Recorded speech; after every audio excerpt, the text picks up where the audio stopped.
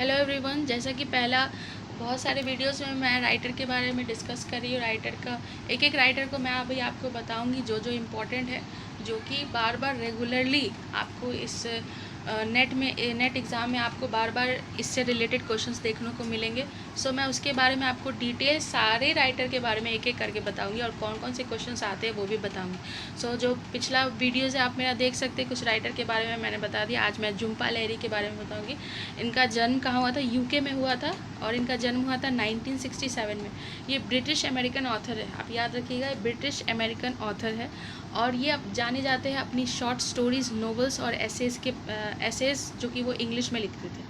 और हाल फिलहाल में उन्होंने इटालियन भी सीखा, उसमें भी लिखना शुरू किया उन्होंने। इनके नोटेबल वर्क्स याद रखिएगा, बहुत ज़रूरी जो वर्क्स है वो बस याद रखिएगा जो बार बार पूछे जाते हैं एग्ज़ाम में। जैसे नेमसेक 2003 में इन्होंने पब्लिश किया था और ये डेब्यू नोवेल है इनका, ये याद रखिएगा। और इसको अगर देखा जाए, it explores many of the same emotional and cultural themes as Lahiri's Pulitzer Prize winning short story. इसको पुलिटिजर प्राइज़ भी मिल चुका है इस नेम शेक स्टोरी को।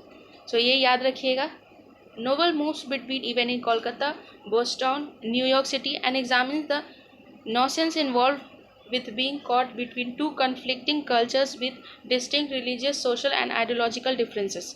नेम सेक में आपको ये बताया जाता है कि क्या डिफरेंसेस होते हैं कोलकाता, बोस्टन और न्यूयॉर्क सिटीज़, ये सिटीज़ के बीच में जो कन्फ्लिक्ट्स होते हैं कल्चरल, रिलीजियस, सोशल और आइडियोलॉजिकल, उसके बारे में एक्सप्लेन किया जाता है।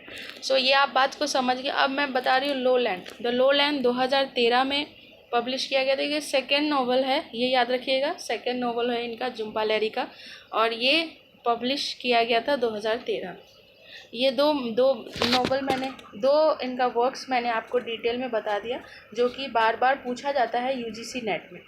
और बाकी मैंने कोई ऐसा वर्क नहीं पाया फ़िलहाल कि जो बार बार आपका पूछा जाता है यूजीसी नेट में। सो इतना ही है झुम्पा लाहिरी के बारे में, और कोई इम्पोर्टेंट नहीं है। बस आप ये याद रखिएगा कि ये कहाँ से बिलोंग करते हैं, ब्रिटिश अमेरिकन ऑथर है, और इनका जन्म कहाँ हुआ था, डेट ऑफ बर्थ 1967 यूके।